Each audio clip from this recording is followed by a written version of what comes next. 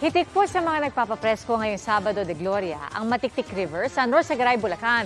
Pero dahil din dyan, kaya isinara muna ang lugar. Nakatutok si Rafi Tima.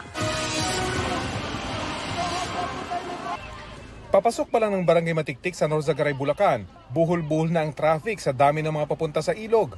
Kaya napilitan ng mga pulis at barangay na isara ito pansamantala. Dahil sa pagmamadali at singitan, may mga naaksidente na. Ang pakay nila, ang Angat River na tumatawid sa bayan ng Norzagaray.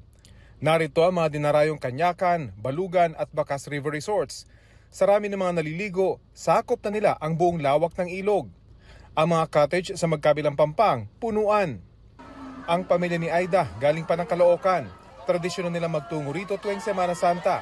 Espesyal ngayon dahil kaarawan ng kanyang anak.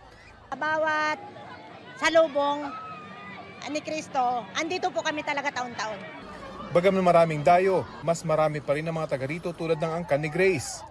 Kasi dito, fresh water at saka mura lang ang mga cottage. Mura din ang entrance, 20 pesos lang per person. Ang mamang sorbiterong ito, bangka na ang ginagamit para magtinda. Nandito po yung mga customer. Nandito po ang mga tao. Ayon sa mga may-ari ng cottage, ngayon lang sila medyo nakakabawi matapos mawala ng kita noong kasagsagan ng pandemya. Mas marami pa po yun. Sa ngayon may natalaga. Puti pa lang po yan.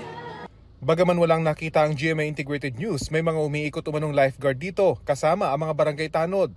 Mababaw lang din naman daw ang tubig sa lugar na nakalaan para paliguan. Bukod sa pagkumando ng trapiko, nakatutok din daw ang pulisya lalo't may pinaiiral ang lokal na pamahalaan na liquor ban ngayong Semana Santa. Dahil lasing, nalulunod, and then dahil lasing, nagkakaroon ng away. Since Monday po, naka-deploy na yung ating mga police personnel. Para sa GMA Integrated News, Rafi Tima, nakatutok, 24 oras.